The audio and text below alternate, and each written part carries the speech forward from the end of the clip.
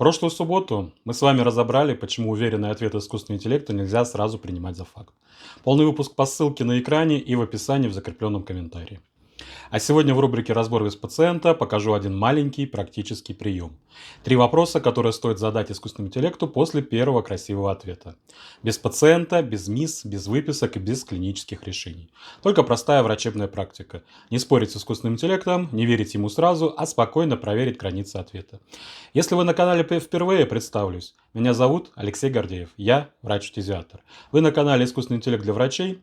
Здесь я разбираю искусственный интеллект так, как он реально нужен врачу в практике. Практично, без хайпа, без обещаний чудес и без замены клинического мышления. Поехали. Самый опасный момент часто выглядит очень спокойно. Вы задали вопрос искусственному интеллекту, он ответил ровно, уверенно, красиво. Текст звучит так, будто его можно уже брать в работу. И вот здесь мозг расслабляется. Потому что плохой ответ мы часто замечаем сразу. А хороший на вид ответ хочется принять быстрее. Но в работе врача важен не тон ответа, а проверяемость. Поэтому после первого ответа я предлагаю не задавать вопрос «ты уверен?». На такой вопрос искусственный интеллект тоже может уверенно сказать, что он уверен. Лучше задать 3 других вопроса. Первый вопрос. На чем основан этот ответ? Второй вопрос. В каком случае ответ окажется неверным? И третий вопрос. Что я обязан проверить сам перед использованием? Это не магическая защита и не юридическая гарантия. Эти вопросы не делают ответ искусственного интеллекта автоматически правильным. Но они помогают увидеть, что перед вами полезный черновик или просто красиво написанная уверенность. Разберем на безопасном примере. Допустим, мне нужно объяснить новому сотруднику, как в нашей работе относиться к ИИ-помощнику. Не к пациенту, не к диагнозу, не к назначению, не к документам учреждения, а просто общий черновик объяснения, где искусственный интеллект может помочь, а где у него границы. Я могу попросить искусственный интеллект составить короткое объяснение для сотрудника, чем ИИ-помощник может быть полезен врачу и чем он не является. Без пациентов, без клинических решений и без данных учреждений. Искусственный интеллект может ответить красиво. Например, ИИ-помощник помогает анализировать информацию, готовить рекомендации, ускорять работу врача и улучшать качество решений. Звучит уверенно, но я не беру эту фразу сразу, потому что в ней уже есть опасные места.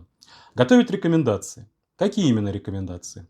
Улучшать качество решений. За счет чего? Анализировать информацию. Какую информацию и где она будет жить. Вот тут и включаются 3 простых вопроса. Первый вопрос. На чем основан этот ответ? Если искусственный интеллект отвечает на общих принципах использования искусственного интеллекта, это уже полезный сигнал. Значит, он не опирается на правила вашего учреждения, он не знает ваши локальные ограничения, он не знает, какие данные можно использовать, а какие нельзя. Такой ответ можно рассматривать только как общий черновик, не как инструкцию. Второй вопрос. В каком случае этот ответ окажется неверным? Хорошо, если после этого искусственный интеллект сам начнет осторожничать. Например, такой текст будет неверным, если в нем звучит, будто искусственный интеллект принимает клиническое решение. Если туда попадают данные пациента, если он противоречит локальным правилам, если сотрудник может понять его как разрешение отправлять рабочие документы во внешний сервис. Но важно, даже этот уточненный ответ искусственного интеллекта не становится истиной. Это просто список мест, на которые врачу стоит посмотреть внимательнее.